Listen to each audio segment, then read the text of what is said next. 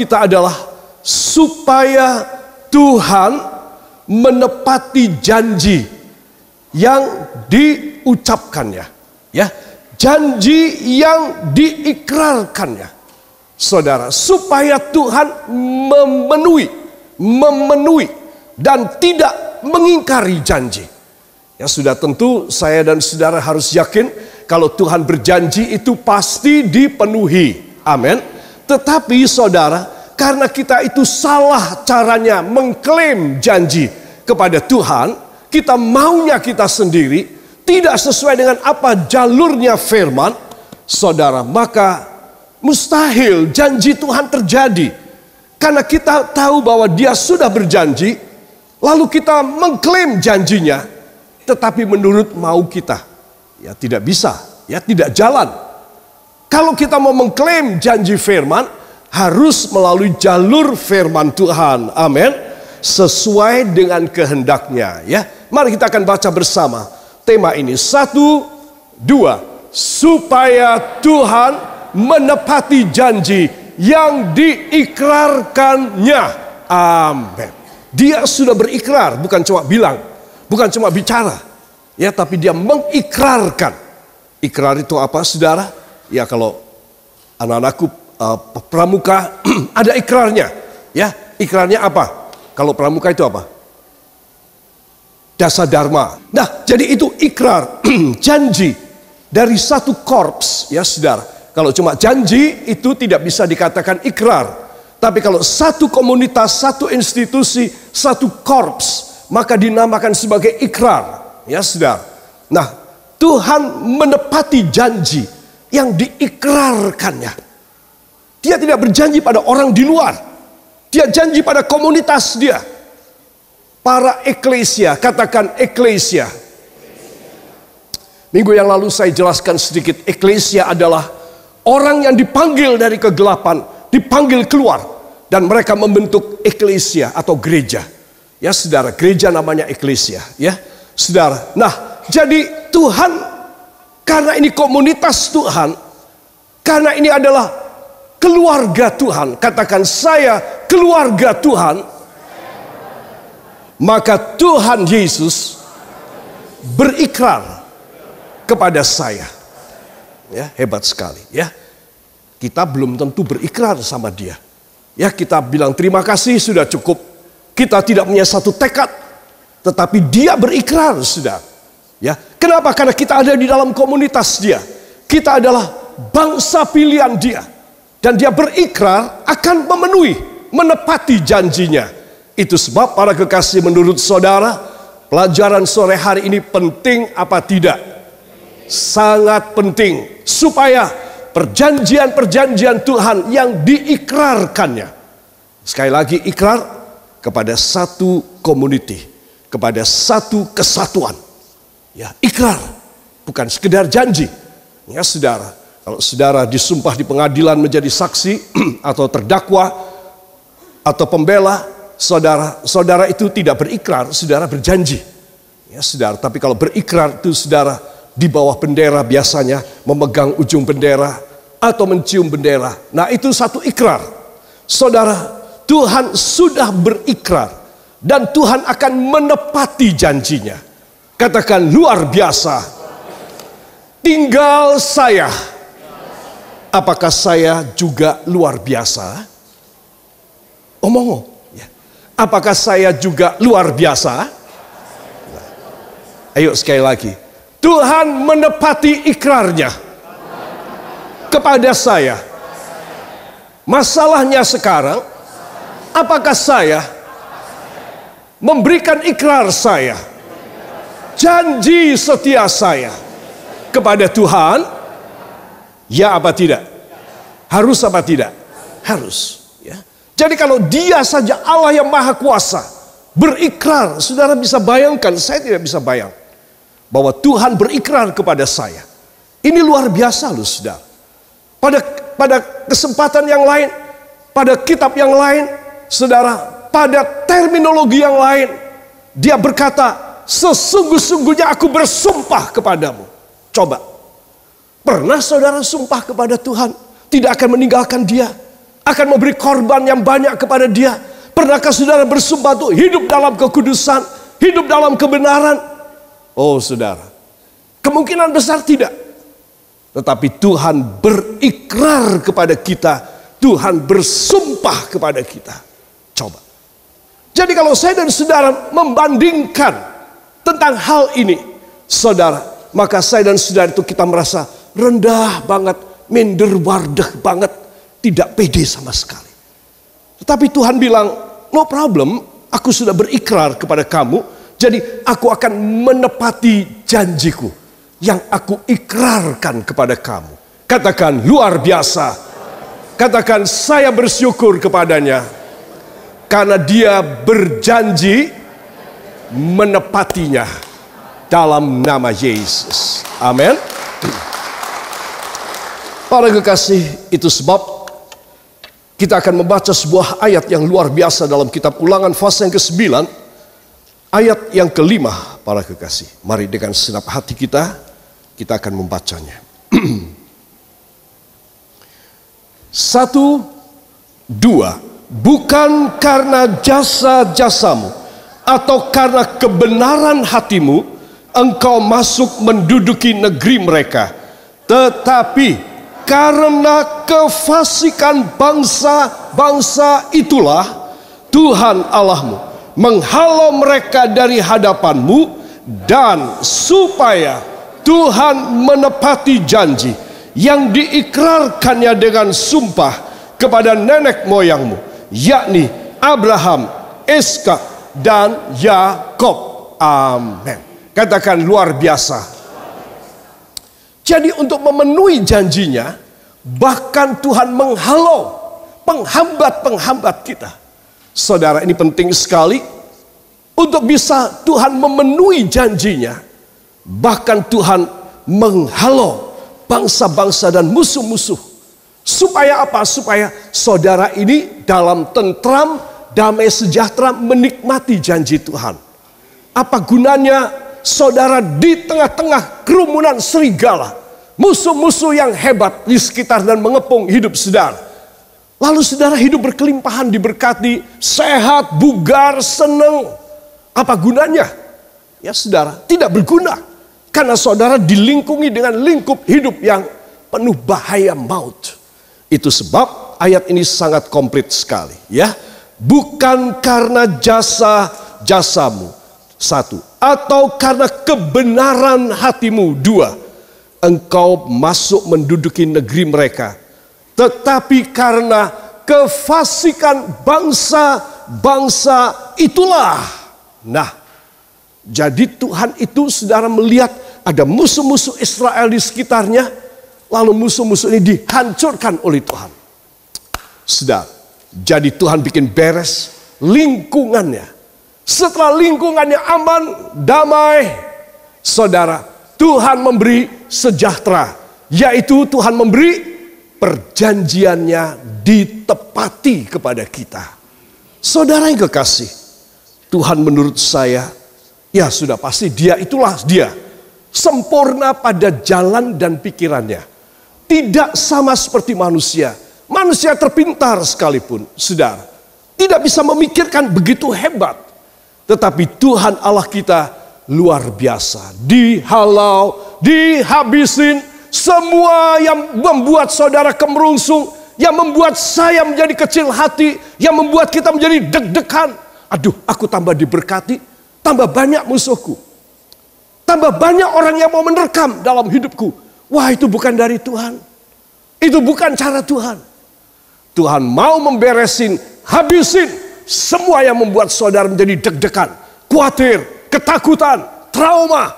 Akan dibersihkan lebih dahulu supaya, katakan supaya, saya menikmati pemberian Tuhan, janji Tuhan, diberikan kepada saya dengan ikrar dalam keadaan damai sejahtera. Yang percaya beri tepuk tangan bagi dia. Haleluya. Jadi para kekasih, tadi saya sudah katakan pertama-tama kita ini tidak bersumpah. Kita kurang berikrar kepada Tuhan. Tuhan berikrar, Tuhan bersumpah. Itu satu. Kedua, kita biasa memaksa Tuhan. Tuhan cepat ya Tuhan, segera Tuhan. Padahal Tuhan itu ingin supaya saudara bisa menikmati pemberiannya dengan cara diberesin lebih dahulu. Semua lingkup hidup kita orang yang berbahaya dan riskan. Katakan bahaya dan riskan. Itulah hidup asli saya. Ya, itu yang akan dibereskan oleh Tuhan. Supaya apa? Supaya kita damai, sejahtera, tenang. Ya saudara, Lukas 1 ayat 78, dalam ketenangan kita bisa melayani Tuhan. Coba. Jadi Tuhan memberikan ketenangan, pemberesan dari semua keadaan dan lingkup hidup kita. Kalau saudara dan saya tidak dekat sama Tuhan, kita satu, tidak ngerti. Dua, kita tidak dapat. Saudara, orang yang tidak ngerti tidak dapat dong. Dari mana dia bisa dapat? Saudara, di kota Magelang ini umpamanya diumumkan. Masyarakat kota Magelang yang tercinta. Besok pada hari Senin, besok pada hari Jumat, pada tanggal 28 Juni 2019, di kota Madya, di Balai Kota Magelang akan dibagikan masing-masing keluarga beras 1 kuintal. Senang apa tidak? Ya, senang. Tetapi saudara, yang datang di sana itu hanya 1.000 orang. Jadi hanya 1.000 kuintal saja yang dibagikan. Ya, wali kota heran, loh kenapa penduduk kita ini 127.500 orang. Yang datang cuma 1.000. Ternyata yang mendengar siaran radio cuma 1.000. Saudara. Dan mereka tidak bersaksi kepada yang lain. Mereka tidak kasih tahu yang lain. Wah, ojo dikandani. Ben, ya, begitu pikirannya orang. Jadi tidak dikasih tahu yang lain. Saudara, 1.000 orang ambil bagian. Yang lainnya besok paginya, oh sudah kelewat. Saudara, apa sebab? Sebab satu, tidak mendengar beritanya. Pengumumannya tidak didengar. Ya saudara, tidak pasang radio tersebut. Baca koran iya, radio yang lain iya, radionya itu tidak. Ya saudara, demikian dengan apa yang Tuhan ikrarkan. Seringkali saya dan saudara tidak pada format, tidak pada satu profil di mana kita bisa menerima dari Tuhan. Karena apa? Kita tidak tahu, tidak paham pengumumannya apa, isinya wartanya apa, tidak paham. Ya saudara, sehingga kita tidak dapat. Dua, ada orang yang tahu, ada orang yang sudah paham ada pengumuman yang baik itu, tetapi orang tidak mau memberitahu kepada kita. Mereka tidak mau bersaksi sama kita. Ya sudah, kita tetap tinggal miskin, tidak bisa makan. Saudara, ini satu contoh. Itu sebab kalimat firman supaya Tuhan menepati janjinya yang diikrarkannya. Itu membutuhkan kondisi. Katakan membutuhkan kondisi saya. Halo, membutuhkan kondisi saya. Satu, saya harus dengar-dengaran. Dua, saya harus mengerti beritanya. Amin. Jadi saya dan saudara tidak bisa begitu saja. Oh ya, aku sudah baca ini. Ya Tuhan, berdasarkan ayat ini hamba akan menerima dari Engkau. Engkau menerima kalau engkau pada kondisi, pada ketentuan, pada peraturan, persyaratan dan kondisi yang aku tetapkan. Kamu mesti dapat. Karena aku sudah berikrar. Amin. Jangan sampai saudara cuma mengerti ayat yang saudara pegang. Ini janji Tuhan, tak pegang sama saya. Tetapi saudara tidak tahu bagaimana mengkondisikan hidup saudara. Saudara, maka percuma, Tuhan belum mau kasih. Ini contohnya, semua tak habisin sama aku. Semua binatang buas pada ayat dan pasal yang lain, binatang buas aku bersihkan. Kemudian orang-orang jahat aku habisin mereka. Supaya kamu bisa menikmati segala anugerah Tuhan.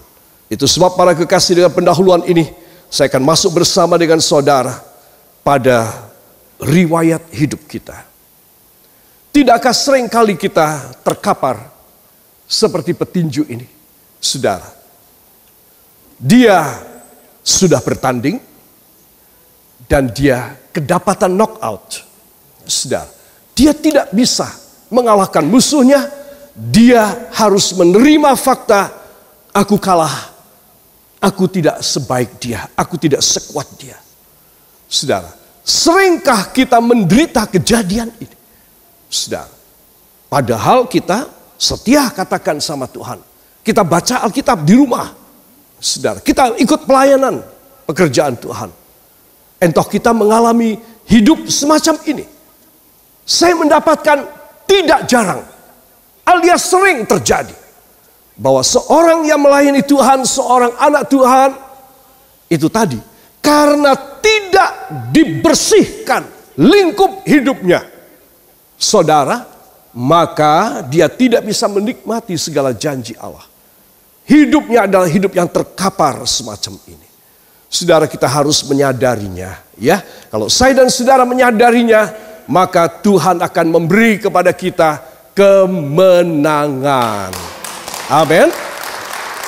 Saudara, Tuhan Allahmu menghalau mereka supaya Tuhan menepati janji yang diikrarkan kepadamu. Saudara, coba lihat.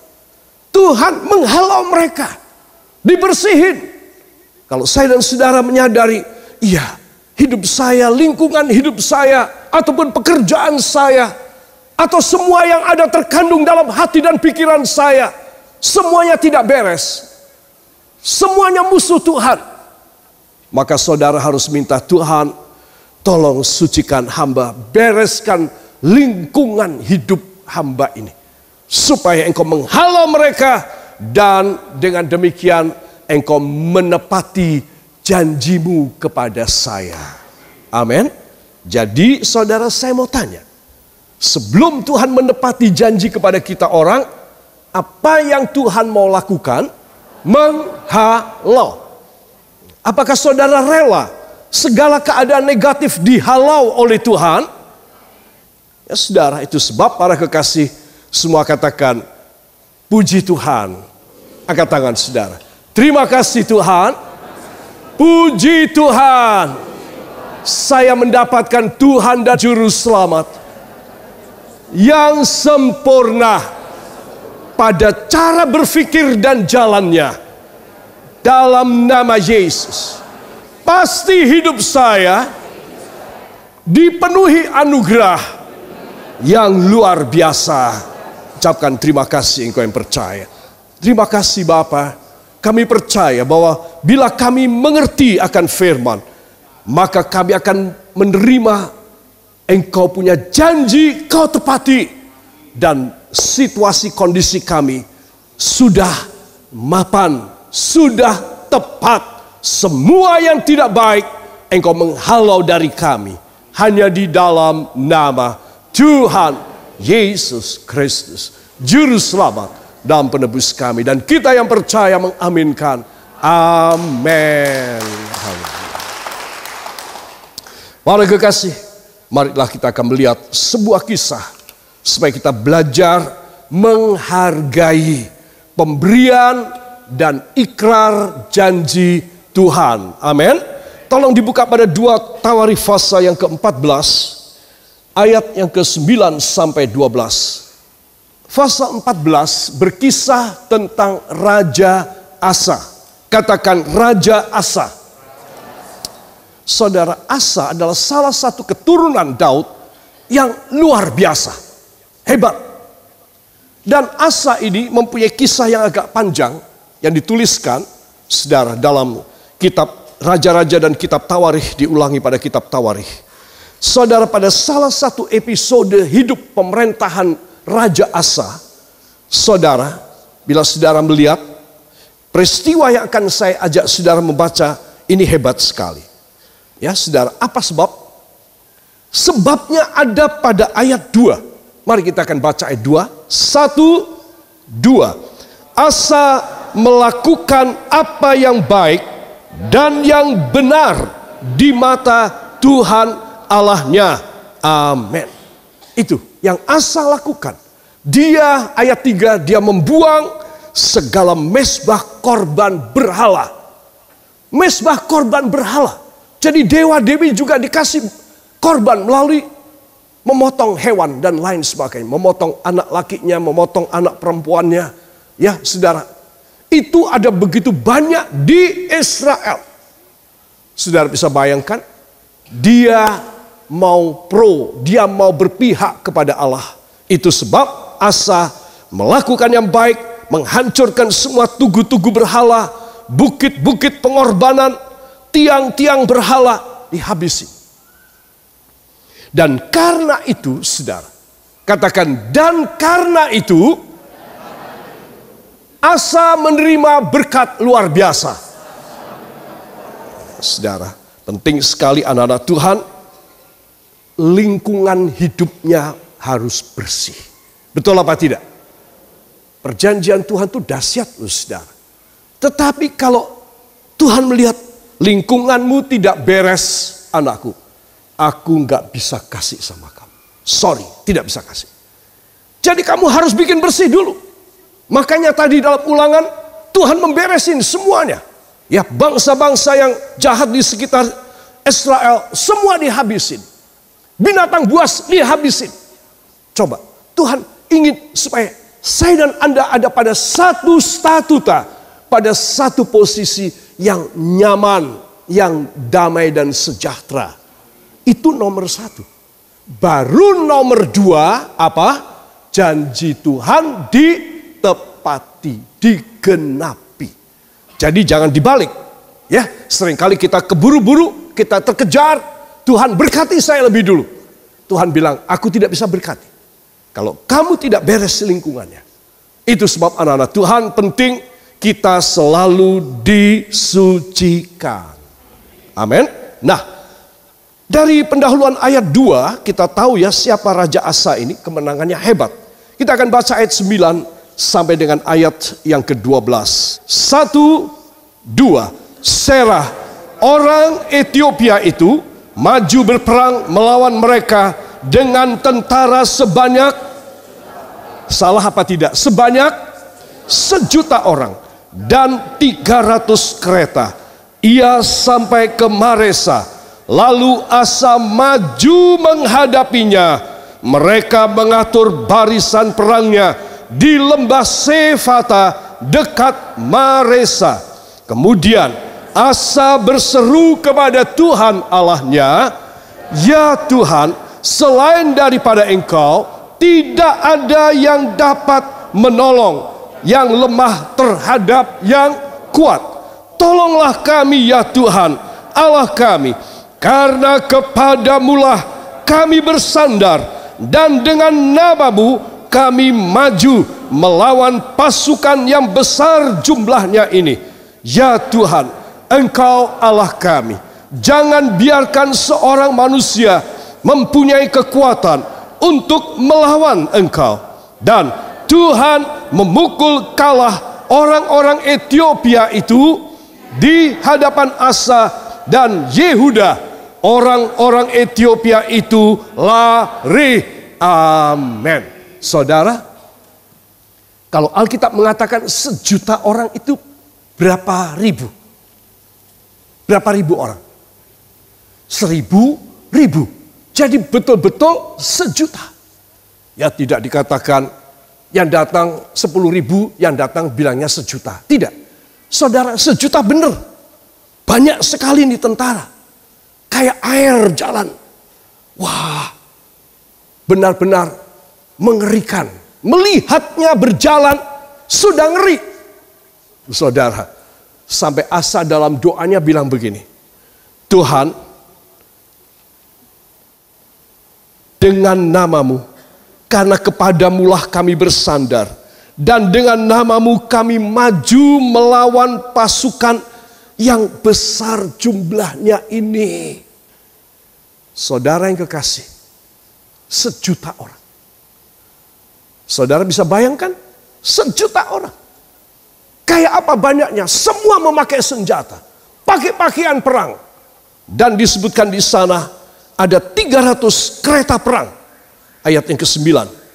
Ya saudara, rajanya bernama Serah orang Ethiopia. Dan 300 kereta. 300 kereta perang. Berisi perlengkapan perang. Anak panah, tombak, pedang, segala macam. Saudara yang kekasih. Dan ini membuat ciut hati Asa dan bangsanya.